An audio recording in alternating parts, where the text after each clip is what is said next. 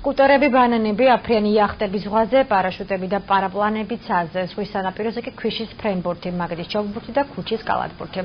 ის რაც ხელსაზღვაო სეზონს უკავშირდება, ხვალიდან აქტიურ ცხოვრებას იწყებს. 31 მაისს აჭარის ტურიზმის დეპარტამენტი ზაფხულის დაწყებას მასშტაბური ღონისძიებებით შეეგებება. ხვალ დილის 12 საათიდან კულტურული და სპორტული აქტივობები საოცრებათა პარკის მიმდებარე ტერიტორიიდან დაიწყება და დღის განმავლობაში ბულვარის და სანაპიროს სხვადასხვა ადგილს მოიცავს. მოწყობა საზაფხულო კაბების და საცურაო კოსტიუმების ჩვენება. დამჭერს კი საშუალება ექნებათ მიმებთან ფოტოები გადაიღონ.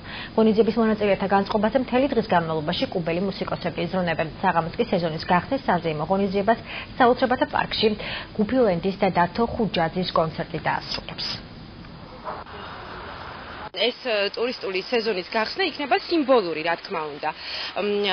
დღის მანძილზე იქნება შეჯიბრებები, იქნება კონკურსები, იქნება მოდების ჩვენება, ასევე საღამოს გრანდიოზული კონცერტი, რომლისთვისაც მოუწოდებთ მოსახლეობას, რომ მობრძანენ ამ კონცერტზე, ეს იქნება უფასო კონცერტი.